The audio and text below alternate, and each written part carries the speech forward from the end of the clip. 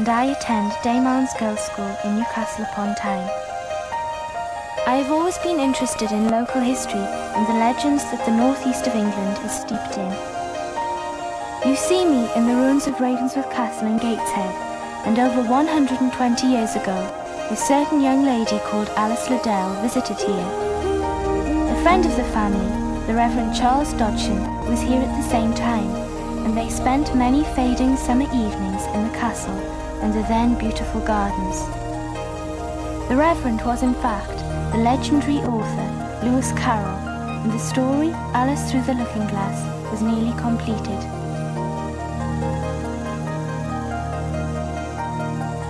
Alice walked through the looking glass and found herself in a magical garden where anything could and did happen. 120 years later, and less than a mile from this castle, it seems that Alice's dream has finally come true. The National Garden Festival in Gateshead has risen from a desolate landscape into a modern-day wonderland, and Alice is beckoning us to step through the mirror once again.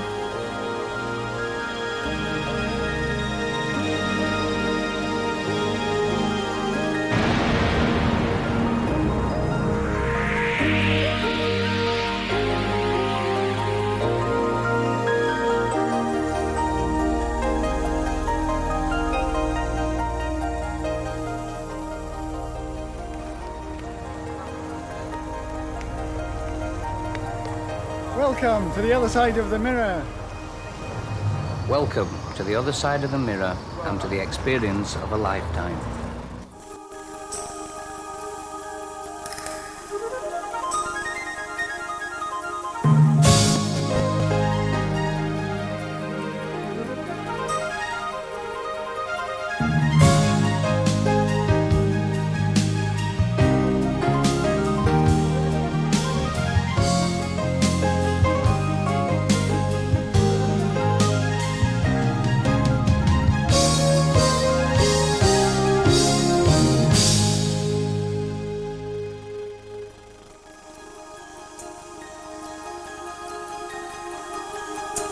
This is always a nice place to come.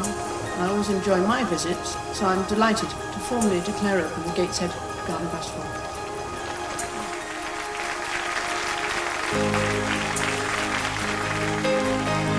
After Her Royal Highness Princess Anne performed the opening ceremony, she was taken on a tour of the entire 200-acre festival site. Everyone involved with the festival did their very best to welcome this most special lady. I hope that the Princess Royal was shown the first garden that I visited, the Royal Parks Garden. This was an enchanting display of foxgloves, lupins, herbaceous plants and a charming little cottage. This garden may have seemed familiar to the Princess as it was designed by her mother's gardener, Ashley Stevenson.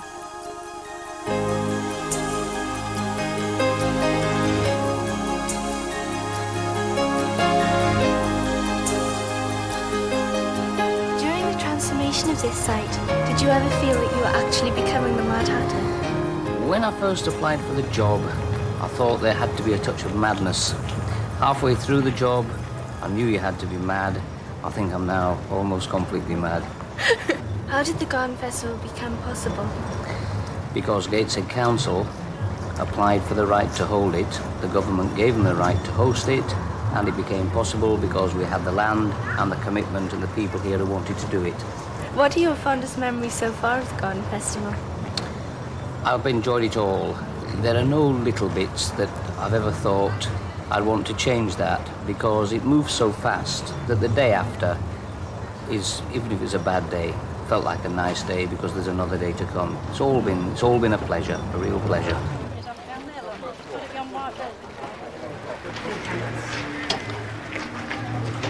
Smoke over here now? Yeah. Thank you.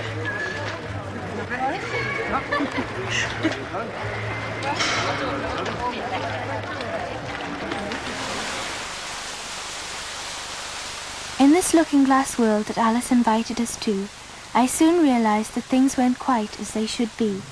Small things like cactus plants were large.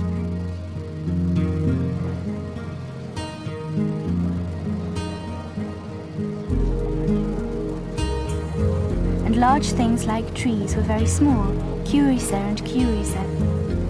These bonsai trees take many years of care and devotion to reach the stage they are at now. So if you buy a bonsai starter plant, don't expect the results overnight.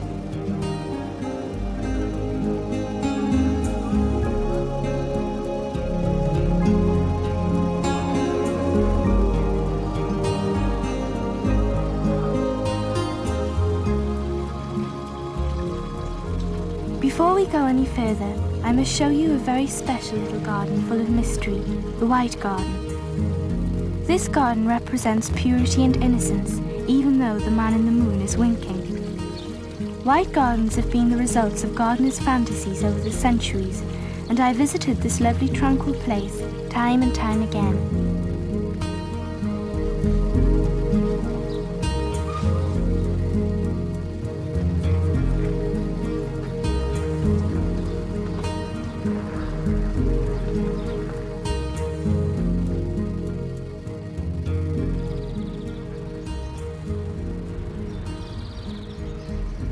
As well as whiteness, there are a million different colours in bloom at the Garden Festival, which is really a place of contrasting shades and contrasting times.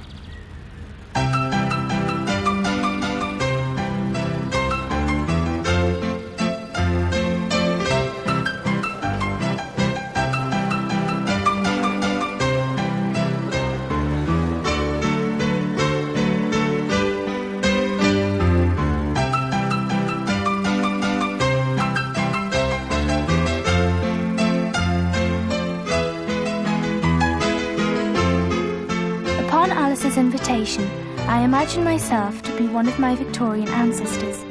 What would I have seen? What would I have looked like? How would I have travelled around?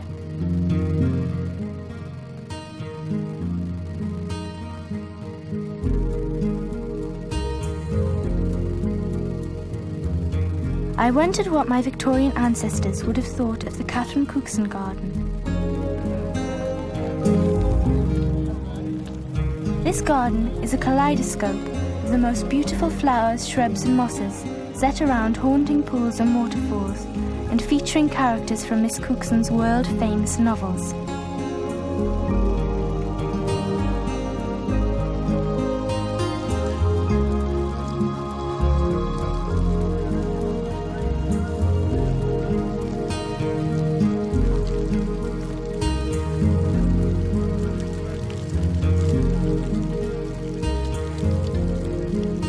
This garden is a monument to everyone involved in transforming South Tyneside into the major tourist area that it is today.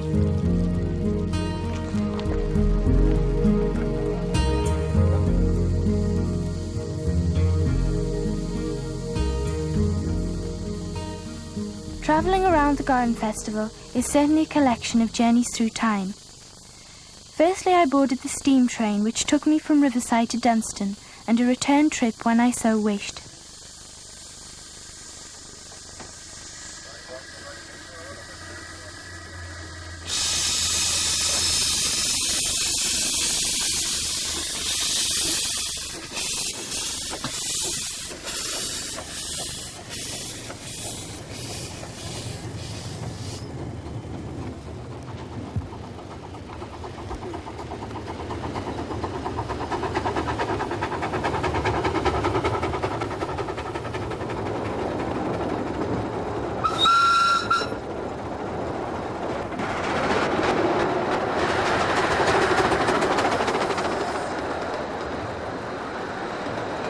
My fellow travellers and I passed the Easington Garden on Riverside, a glimpse of our past coal mining heritage, highlighted by the huge pit wheel that brought the miners up and down in their lift so that people like our engine driver could have more coal for his furnace. We passed the Northern Electric exhibition in Dunstan. The building is to be changed into accommodation for the elderly when the festival is over.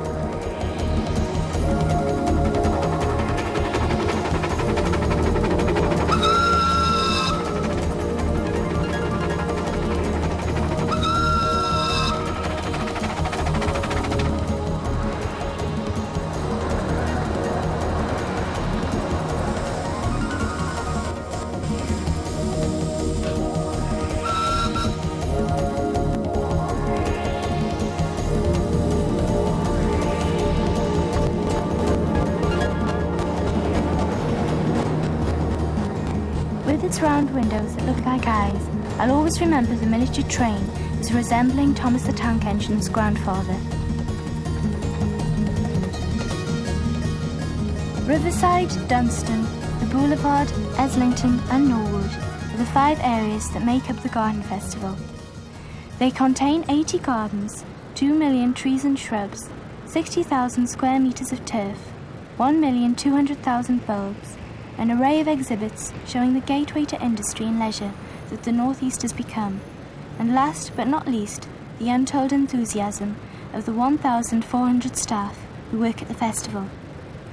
It is hard to believe that the view you now see was once a derelict gasworks, tar works and coke works, a past hell. After leaving the train at Dunstan, I travelled onwards to Eslington on one of the 3 vintage trams in operation, one from Sunderland, one from Newcastle and one from Blackpool.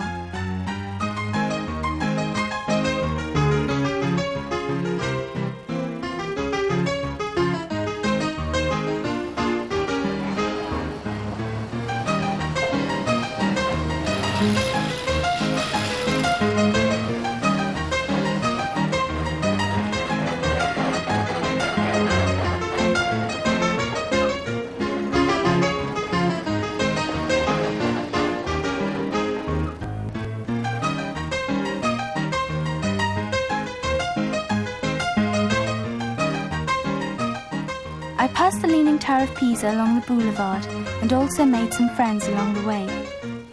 It's such a shame that trams have mostly been phased out of use because running on electricity, they kept the atmosphere clean and they were also very romantic. Have you ever wondered why so many elderly people refer to their past as the good old days?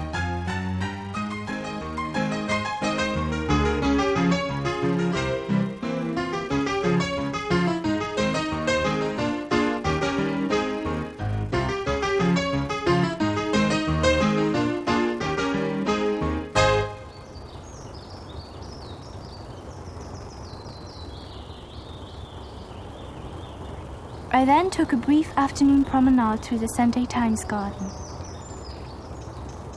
This is a living monument to the noble landscapes created by our great gardeners in the past, like Capability Brown, who was born near here. I felt such a strong and warm link with past members of my family while walking through these gardens.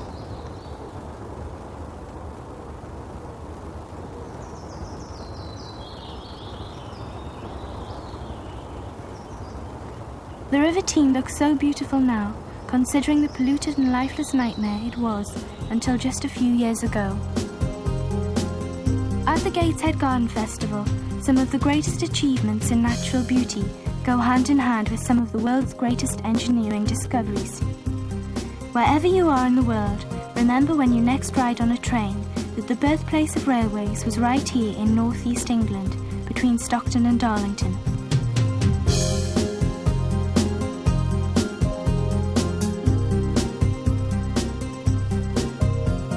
This is a working replica of George Stephenson's Locomotion 1, which was built in 1825 when people were scared to travel at more than 10 miles an hour because they thought their bones would fall apart.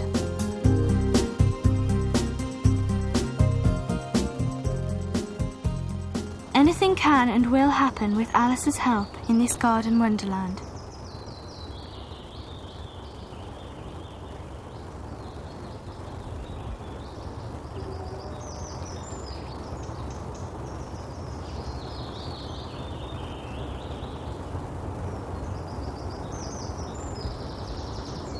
Victorian times suddenly rubbed shoulders with the future, where in one very strange garden I discovered the invention of radio, with a collection of world radio stations looking like metallic plants as they were beamed in. I wondered what people from outer space would think of our planet if they observed us, and no sooner had the thought crossed my mind than they arrived to tell me.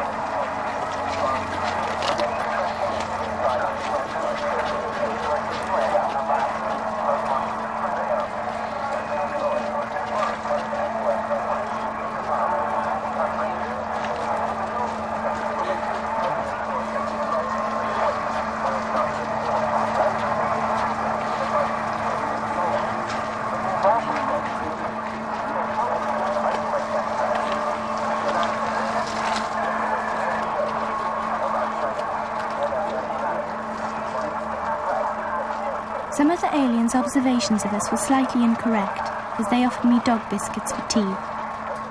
They took a photo of me, and then they took a photo of you.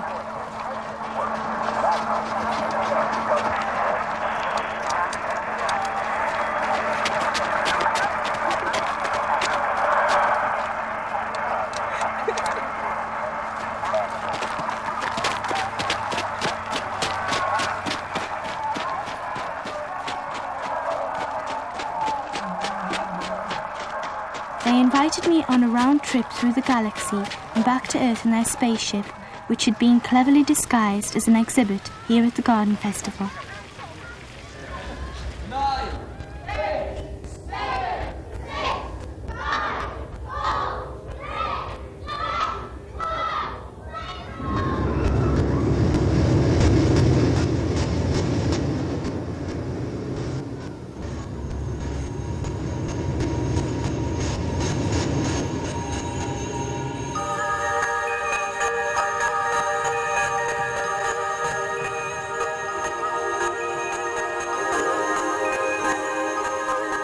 They had learned how to travel at the speed of light.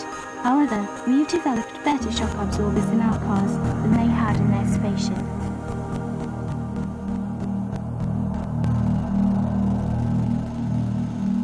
We hurtled past Saturn and Mars on our way back to Earth.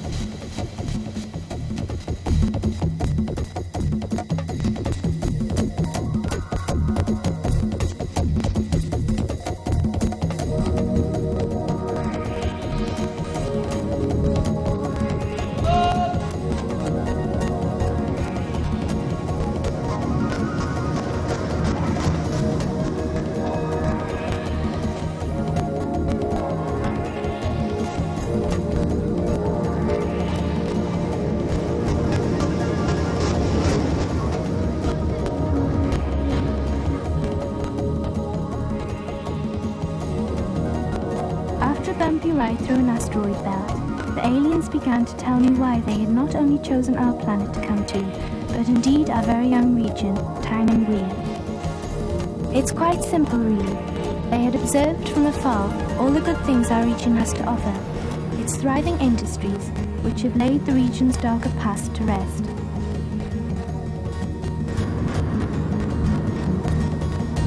They told me how they had marvelled at new industries like Komatsu and Nissan, our impressive consumer and leisure centres like the Metro Centre in Gateshead and Eldon Square in Newcastle. They love our multi-screen cinema complexes where they can watch their own home movies like Back to the Future.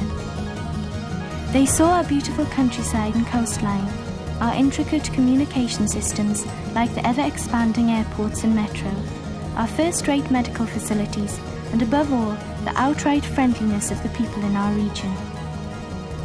It will come as no surprise to hear that the very same aliens have chosen the Northeast to build their spaceship factory, and here we see them at its official opening.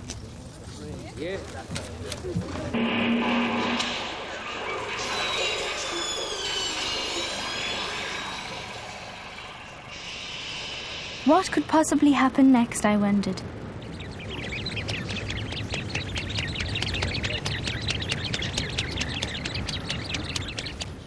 The staff here are so wonderful. Have they had special training? Oh yes, we have 1,400 staff, of which 1,250 are on government training programs. Part of that training is how to be confident when you're faced with all sorts of different people. Mm-hmm. So we were very fortunate that the staff we've got picked up the idea of if you're nice to people, they're nice back. Yes. And they've all done that, every single one of them, and we're enormously proud of them. Which is your favourite garden? Oh, I think that's very hard to answer. At the Garden Festival, there's 200 acres and there's nearly 80 gardens, so I don't think I could possibly say which is my favourite garden. There's several that I really like going into. I like the Royal Parks Garden, that's a lovely garden. I like the Hexham Herbs Garden, that's a very interesting one. The Sunday Times Garden, it's different, it's unusual, it's got lots of turf in it. And I think probably the Barrett Garden, that's a really interesting one. There's lots of different things to see in there.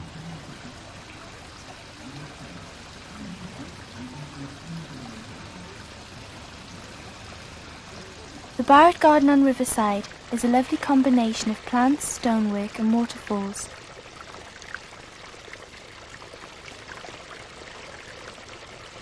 The sculptures featured were created by the pupils of Raby Street School, Byker in Newcastle.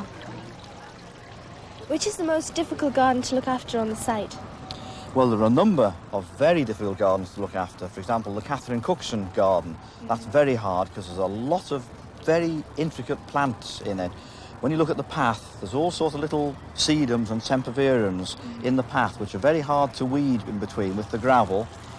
There's also the Royal Parks garden. Now, there's a lot of herbaceous plants in there and they die down in the autumn and need to be cut back. And then they grow again, and after 2 or 3 years they have to be split and replanted. So that's not an easy garden to look after.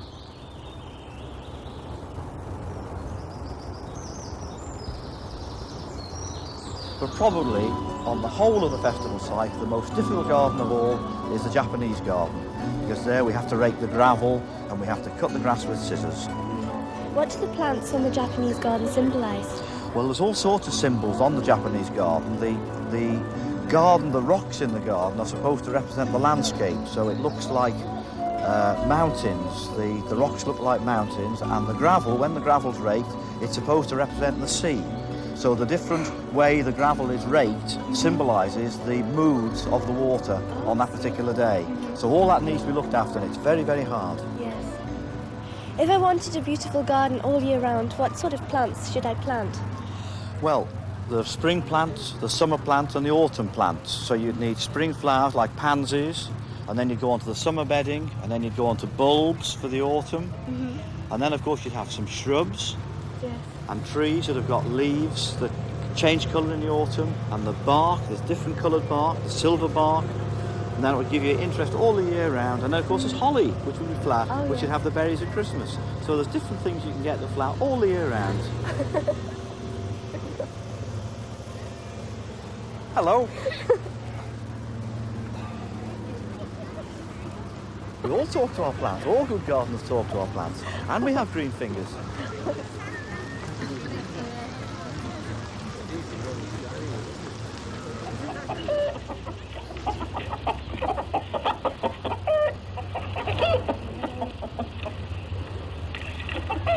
One is a gnome, one has been gnoming all afternoon, and one is quite tired and thirsty. And personally, I think the place is bereft of decent gardens for gnoming. There isn't enough water.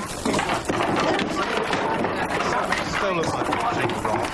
Seems terribly unstretched. Any food? I would have quite liked a wheelbarrow. And the tea's cold, actually. Oh, is it? Let's all go. I'm glad the Mad Hatter's here. I'd rather like a Mad Hat. I'm tired of what I've got. Got any drink? No. Got anything else? Were you having a scone, Stuart? I'm definitely Quick as we can. very good. How long have you been doing gnome work? Well, just over 2 years now. Oh, well, I think you're doing remarkably well. Any suggestions about how to avoid jammy beard? None at all. That problem. Right, well, I'm just going to tuck this down a minute and Have a go with this one. Oh, that's better. Oh, you did quite well. So what do you think of your first day's gnoming at the National Garden Festival, Stuart? Well, I've really enjoyed it. Oh, I'm glad I've to hear seen that. a lot of different gardens. Lots of colour, lots of people, lots of noise.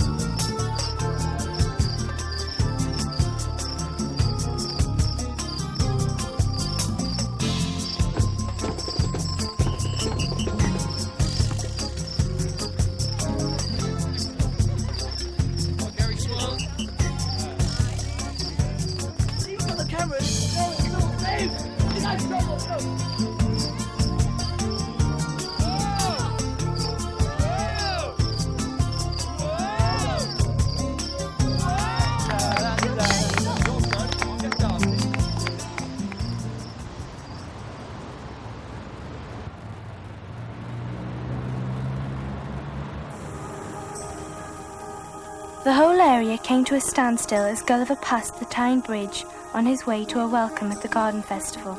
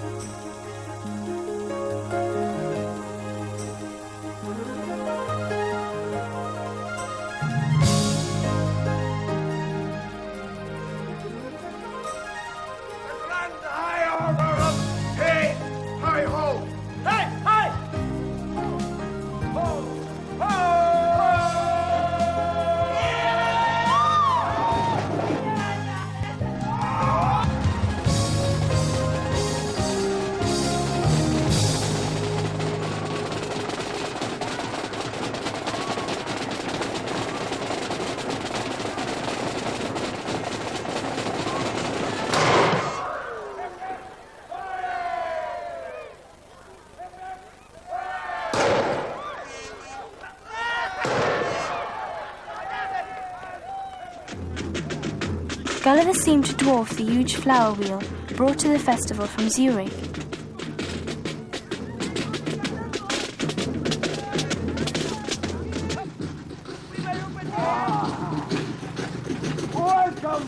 Welcome to Lilliput!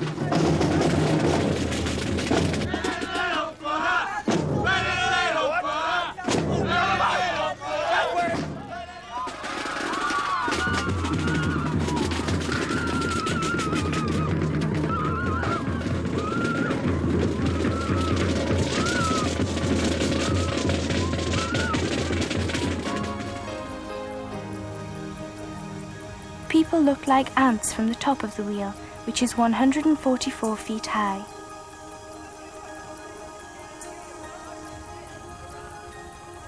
My view reminded me of Gulliver's first impressions of Lilliput.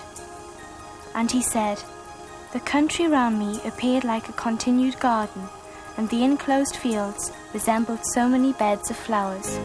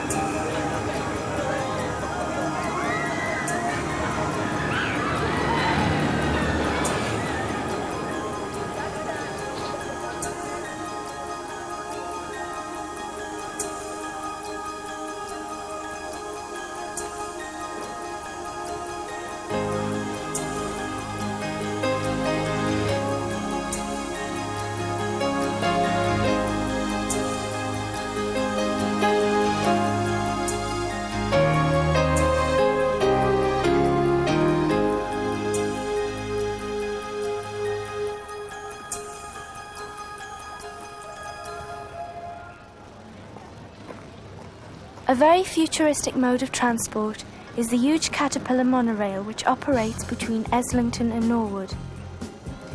Travelling on this route is a good way of whetting your appetite, seeing the gardens, parks and exhibits from an unusual angle. It would take you days to see everything here. However, as we are in a looking-glass world, here is a whistle-stop tour. Here we pass the Bulldog Tower in the Sunday Times Garden.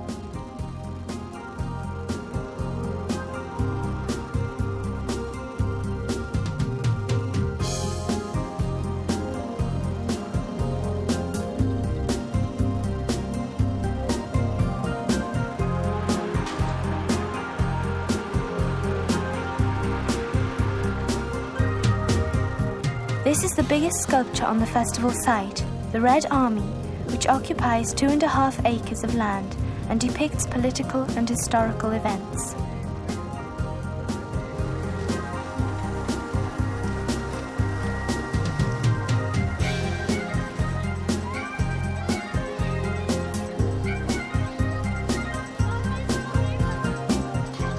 The Wetlands Garden in Norwood is a complete transplant of rare pond plants and creatures found within the region.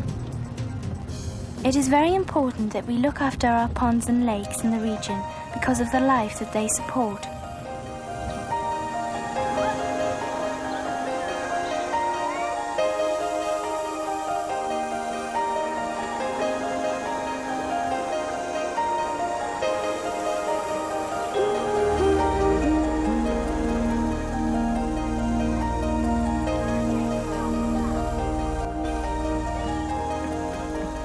Children who are lucky enough to live here will have countless adventures, and there are thousands of tadpoles to catch, but make sure you put them all back. There's loads of Daddy, there's loads of tadpoles in here. The wetlands area will remain after the festival has closed, as will these beautiful houses in Norwood Village.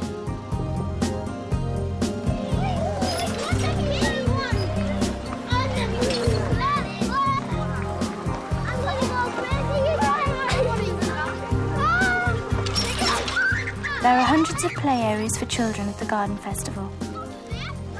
If you have a couple of days to spend, then why not lose yourself in the Flamingo Land maze?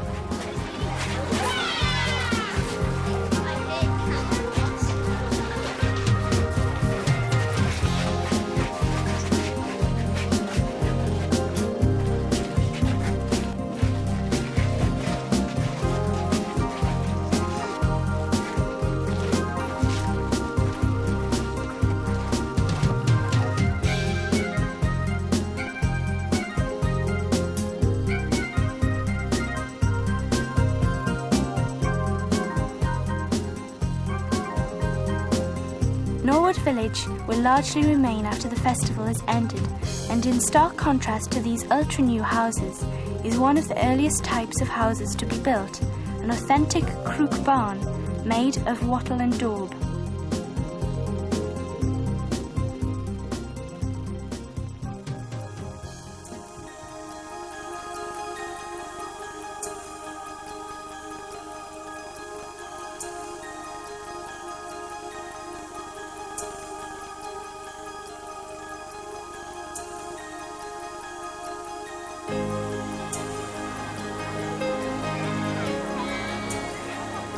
We are now passing the festival farm, and the animals are particularly friendly. I saw everything from goats and lambs to newly born chicks.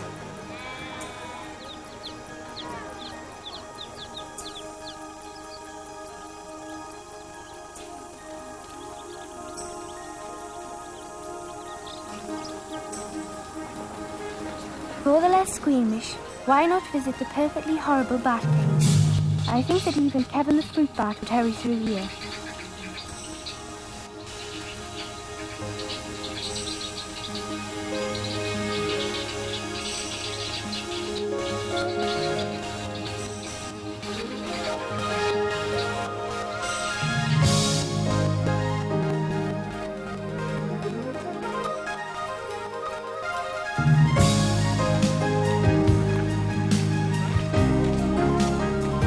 The National Garden Festival plays host to many exciting events each week.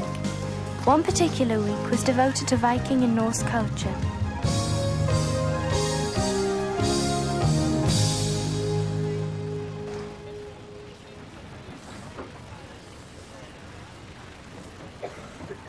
As I walked through this modern-day Norwegian garden with its menacing trolls and smells of pine, it wasn't too difficult to imagine what life would have been like 1,000 years ago in an authentic Viking village.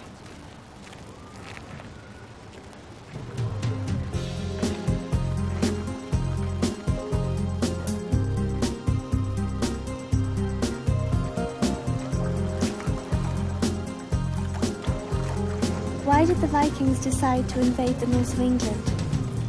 They were a very successful and prolific people, and they soon became overcrowded at home. The farmland was quite poor, so they came looking over here for land, basically, and anything else they could lay their hands on. So did many people die in the crossover? They must have lost some people at sea, but they were the best sailors in the world.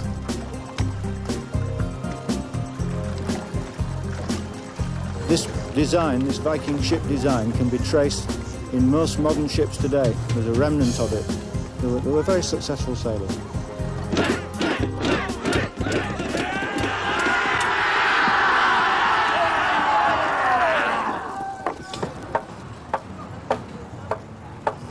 The Vikings were originally a totally independent community before they went invading, and everything had to be manufactured on the spot. Tools, clothes, houses and shoes.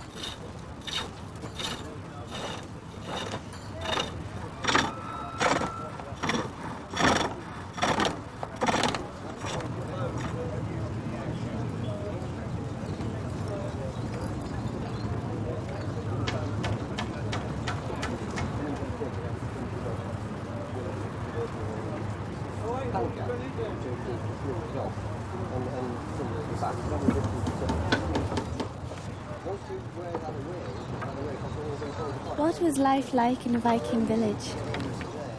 It was very hard. It was a short life and quite dangerous, quite perilous times. Was it a very basic existence? Fairly simple. Everything that was consumed or worn had to be made on the spot by the people that lived there. When I saw the open-air kitchens, I realised that the Vikings must have been the first to invent extractor fans, or else lose their eyesight. We're a local farming family and we've got some fields of wheat and barley nearby. And my parents earlier cut the wheat and barley. And then... Can I have some more grain, Meow? Over to be sieved.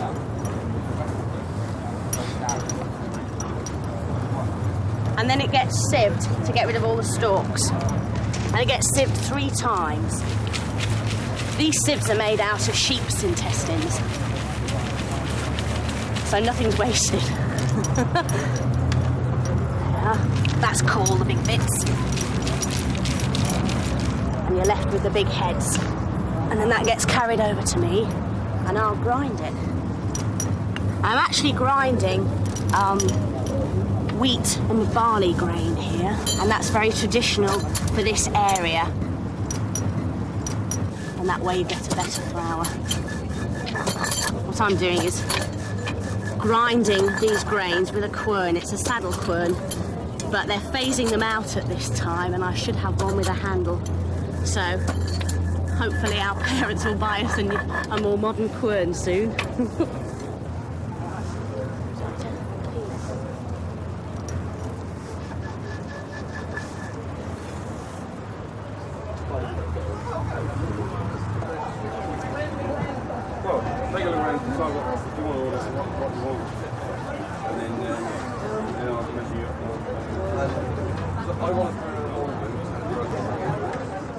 The Vikings were great craftsmen, but let's not forget that their favourite pastime was...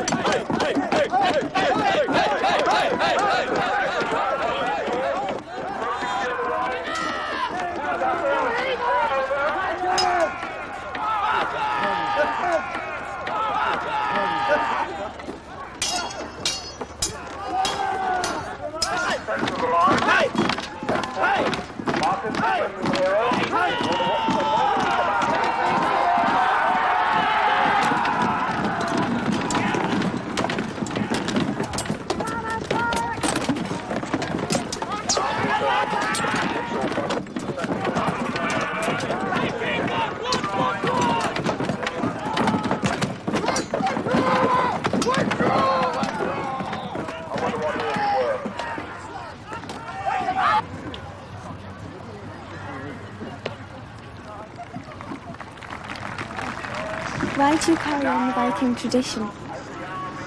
It must be in the blood. There are many people in these reenactment societies, and some of them wish to be Saxon, others prefer to be Viking. I know why I prefer to be Viking. It's something to do with being from the north, so it must be in the blood.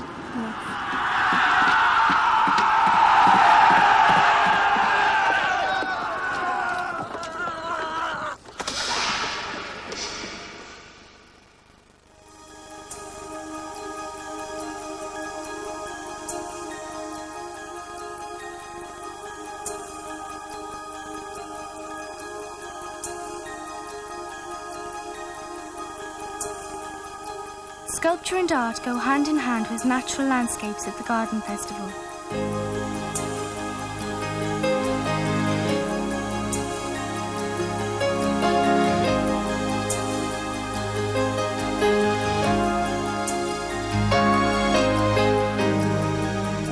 Rather than just being viewed on a pedestal in isolation, the sculptures blend in with everyday life.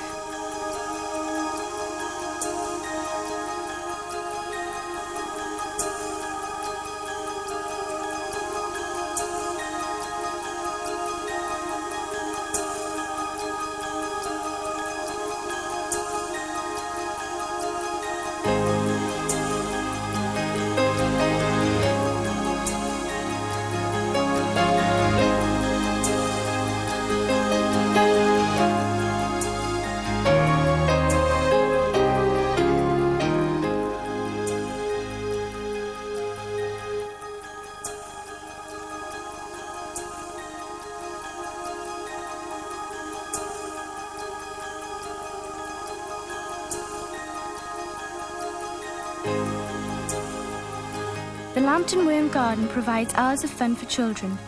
It's based upon the legend of the dragon who used to sleep curled around Penshaw Hill in Sunderland. When he was hungry, he used to eat the children in surrounding villages. The main arena on Riverside plays host to hundreds of performers. On this particular occasion, the Red Indians were performing their rain dance under cover as it was pouring from the heavens outside. We moved from the Wild West to the Trobriand Islands to witness the strangest game of cricket ever to be held.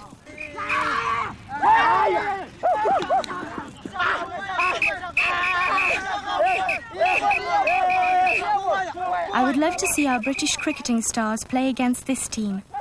At least the dance fills in the usual boring moments between play in a normal cricket match.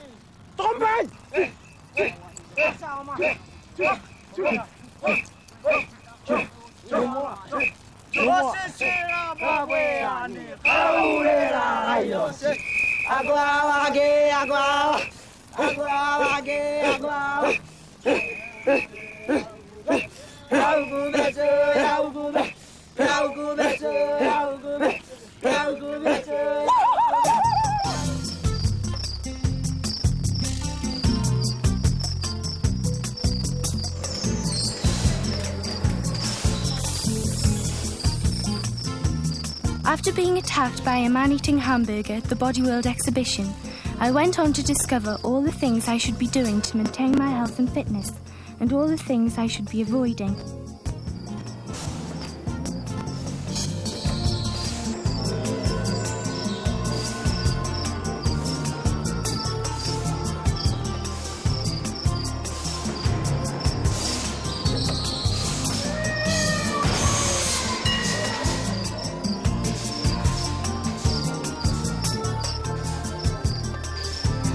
I don't think there is anyone who could leave this exhibition with a clear conscience about their health. The outward appearance of the Northern Electric exhibition is quite deceiving because inside it houses a world of the future, incorporating some of the most amazing light displays I have ever seen.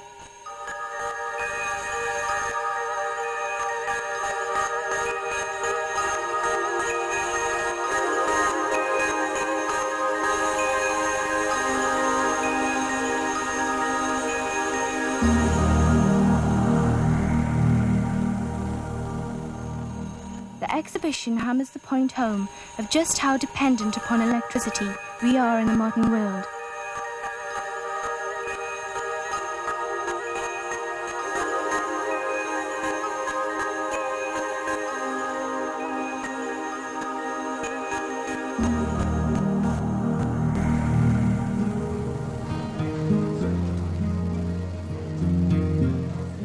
Among the many displays and exhibitions that take place in the horticultural halls, often on a weekly basis, this had to be the most colourful and varied one that I saw.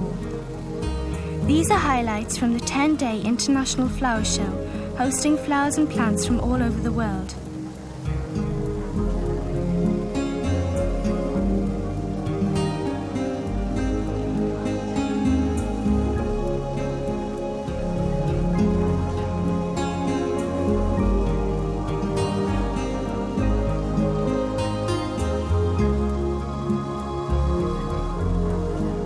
If only my garden could look anything like this.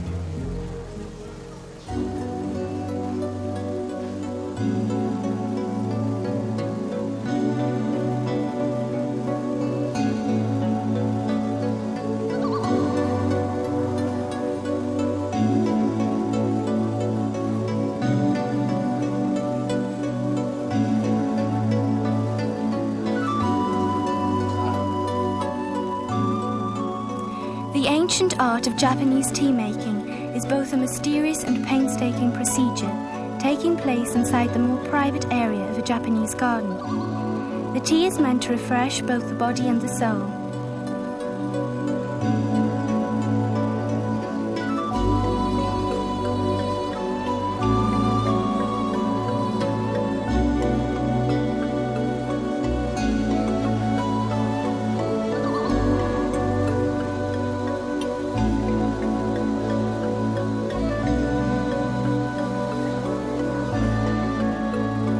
Small stones and running water created to enhance a feeling of spirituality, tranquility and humbleness within the visitor. The stepping stones are guides to a safe journey. The lady you are about to meet should calm her nerves with a visit here. And now the fire. Would anyone like to see the fire? Yes. Right, do you have a cigarette lighter? Viewers at home? No. Anyone in the audience here? My massive 5,000 people audience. Anyone with a lighter? Does anyone actually speak English? Great. Oh, wonderful. Thanks, Mum.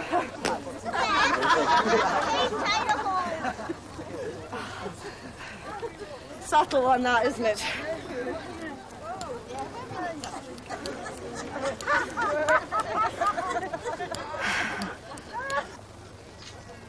Yes.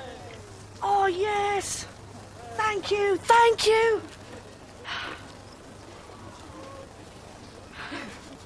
Now the other two won't light. You ever had one of those days, you know, where you wake up in the morning and you think, yes, the sun's shining.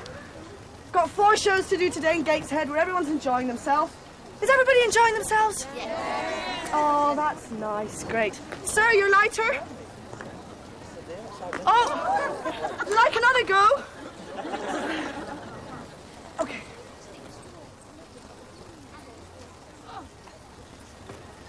Ladies and gentlemen, I sincerely hope that this will be the highlight of your day.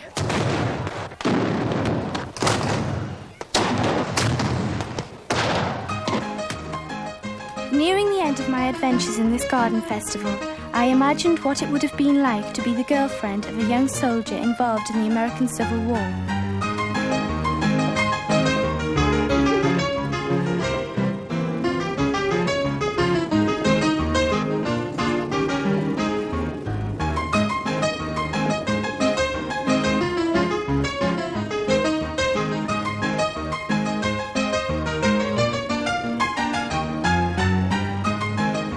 Many of the battles actually began while couples were out walking or having a picnic, and I wondered how many innocent people became victims because of this. Did wives and girlfriends often watch? Yes, and I'm afraid, Gail, they were a damn nuisance. At the first Bull Run, they got underfoot. They brought picnic baskets and they came down for a great spectacle. Of course, the thing became carnage.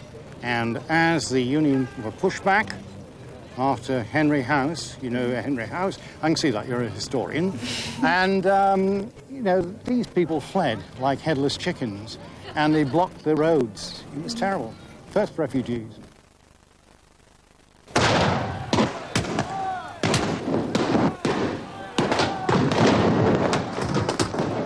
An American colonel set the scene for what would have been a typical Civil War battle that could begin in any small town.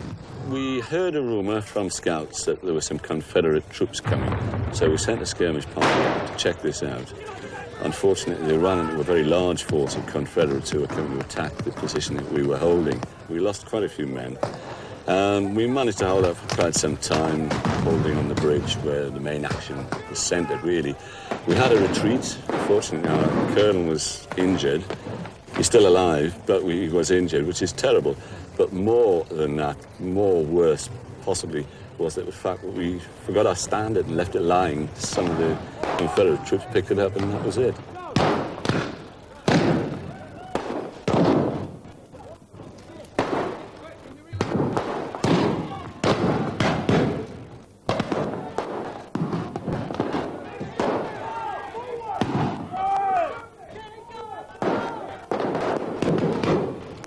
Although this battle looks quite real, I can assure you that all the people supposedly injured got up and went for a hearty garden festival lunch after the game finished.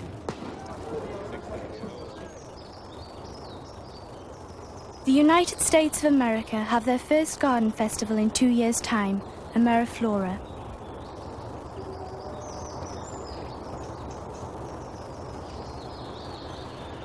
If you need to travel from one end of the garden festival to the other fairly quickly, then the easiest way is to take a road train direct from Norwood to Riverside and back. There are also buses for the disabled running along the same route, and with electric wheelchairs providing access to over 90% of the entire site, transport, all in all, has been exceptionally well thought out.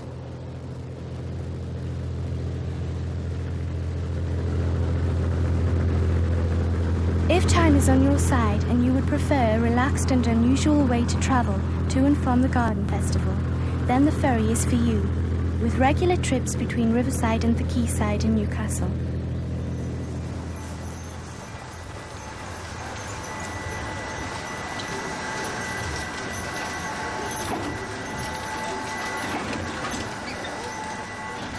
Time was beginning to run out for my adventure at the garden festival. I was being called back to the real side of the mirror only too soon. However, I still had time to spend a few moments with my friend Dilys, who was in the garden dedicated to a cause for helping elderly people. What do you do to help the elderly? We help the elderly and the infirm who are in need and come from a professional or similar background by giving them annuities for life to enable them to remain in their own homes. And when they can no longer do so, we have homes, nursing homes and residential homes where they are cared for and where they live a full life. And we do need helpers as honorary secretaries, and we need funds desperately to help more people as the applications come in. The Garden Festival has transformed an industrial wasteland into a very beautiful area, and this, in many ways, has brought Gateshead around full circle. This was Gateshead 100 million years ago, a jungle. Prior to that, it was a tropical paradise, and before that, a desert. If we don't look after our environment, things could go very wrong again. Plants and flowers aren't just objects of beauty. We are what we eat and what we breathe, and if the balance of nature is upset by further damage to our atmosphere, then a very different and alarming world awaits our children.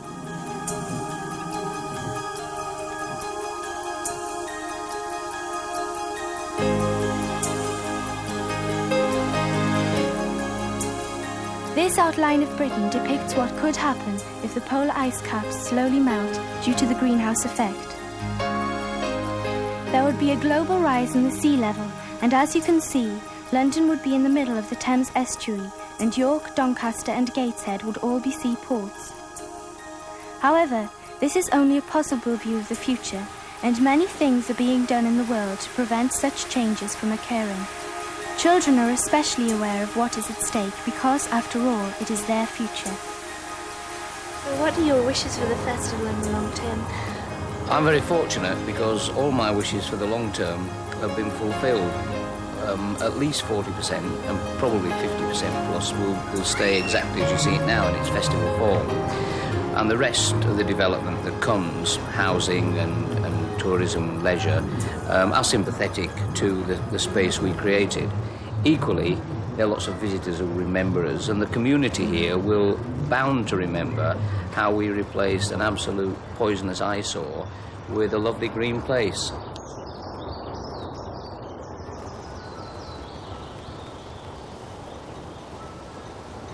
The Saltmarsh area on the River Team is an example of nature battling against all odds to maintain its balance.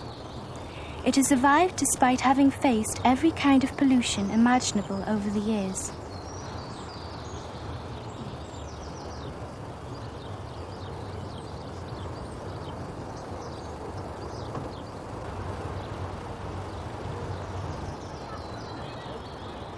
My time at the Gateshead Garden Festival has run out.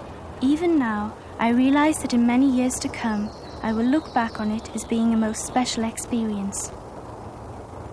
I have seen the festival through the eyes of Alice, and there is no reason at all why your visit shouldn't be the same, as there is more than enough here to let your imagination run wild. If for any reason you weren't lucky enough to visit the garden festival, then let my memories be yours also.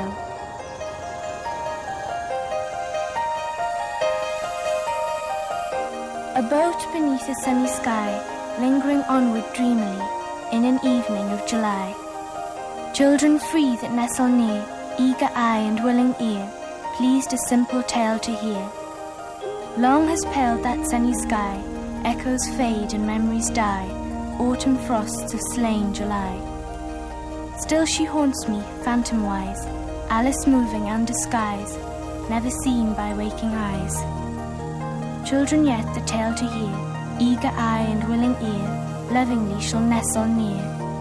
In a wonderland they lie, dreaming as the days go by, dreaming as the summers die, ever drifting down the stream, lingering in the golden gleam.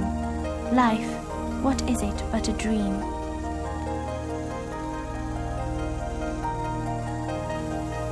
The end.